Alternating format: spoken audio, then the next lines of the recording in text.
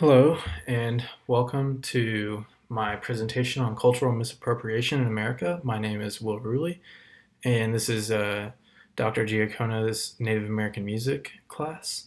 So we are going to be touching on some of these important topics that have been discussed in the paper and how they directly apply to what's going on today.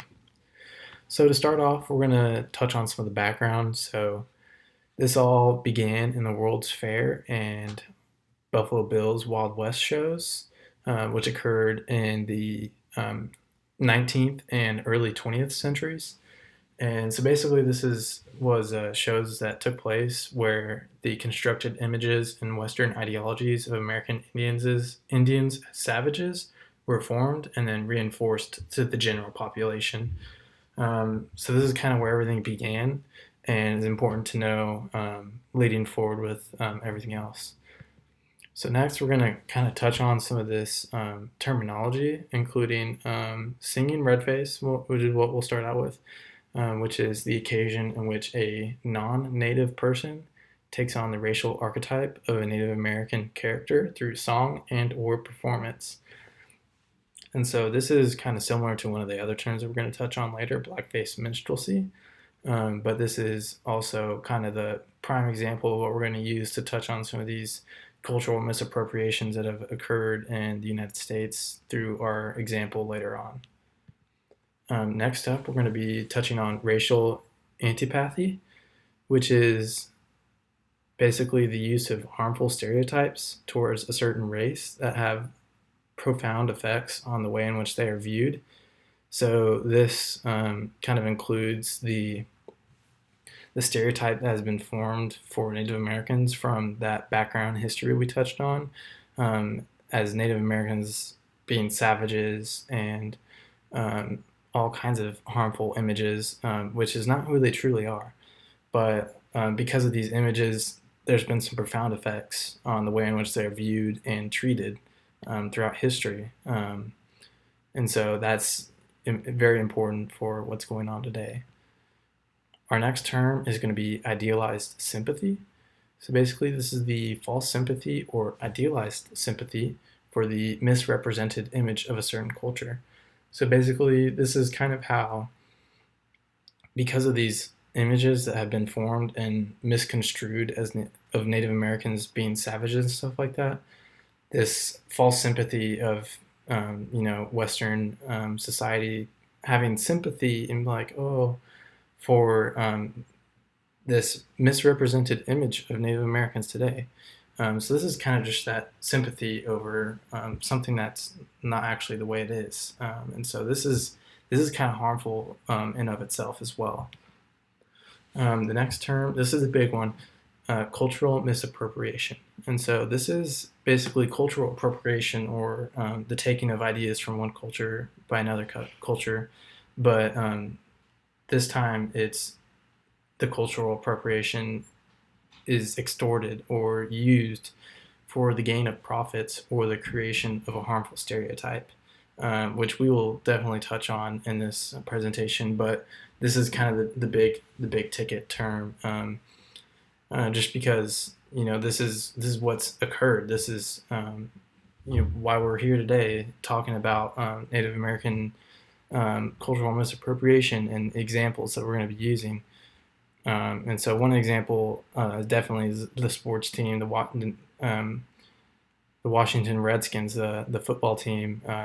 They've been using this Redskin Indian as a mascot for their team, and they're making money from it. And so this is a prime example of cultural misappropriation. Our next term is going to be cultural confusion. So this is the idea that because of the vast history of misrepresentation towards Native American culture, many Native people today have been exposed to these images at an earlier age, and therefore lead to confusion of who they truly are. So, a young Native American growing up could see on TV or in the media these misconstrued images of Native Americans, and thus kind of be confused about what is actually true. And so this has led to many problems about Native Americans today, trying to reclaim and refine their true culture and who they truly are. Our next term is going to be blackface minstrelsy. And so this is what I briefly touched on it earlier. This is almost a direct correlation to some of the examples that we're going to be using today of singing redface. But blackface minstrelsy is basically where a white person would dress up and wear blackface so as to portray an African American character. And this was widely popular as the harmful stereotypes were being formed for both African Americans and Native Americans alike, both as savages and beasts and whatnot. And so blackface minstrelsy is definitely a very close parallel to what's been occurring for Native Americans in the U.S.'s history. Our final term that we're going to touch on is playing Indian. This is basically the act of children dressing up and mock killing each other as cowboys and Indians. But this also extends beyond that to Halloween costumes, such as the Indian warrior and the cowboy, to sexy Indian and Indian and Pilgrim plays.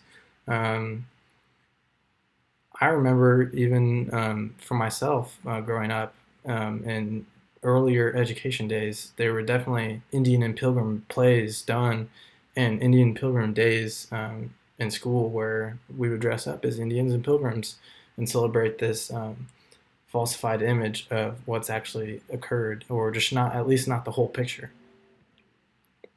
So our example today is going to be Tim McGraw's song Indian Outlaw. So in this song, this is a prime example of singing redface for a number of reasons, which we'll touch on.